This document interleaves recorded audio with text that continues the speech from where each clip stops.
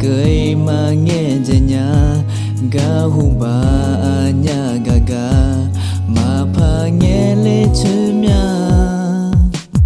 gu do nghe mi ba la thế nghe ya ala ta ho jo ta mà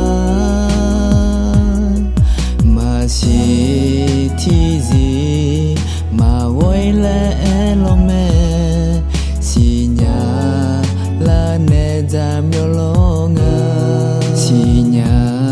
là nghe ra miêu lo ngơ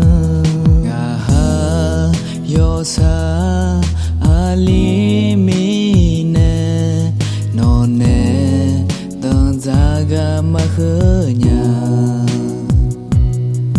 ga mo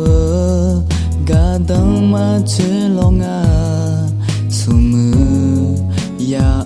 nga ma du ba anani ga mie si nghe cười mà nghe về nhà ga hu ba nhà ga mà pha nghe lệ chữ mya gu do nghe mi ba la thế nghe ya ala ta ho jo ta mà si thi gì mà quay lại lo mẹ si nhà là nè ra miêu lo ngơ magale si nyama no dame miole nga si nyama no nga anai ge ho no ga mine jole nga nu ma no mi ji mine no le ma ne nga sin de phu ma ho I thao me la ho no nga pha mo mo anai ngwe sa ho nga no ne pha jo ho mo gu do nghe mi ba la thế nghe ya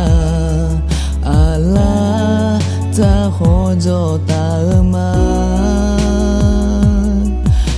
si thi gì mà quay lại lo mẹ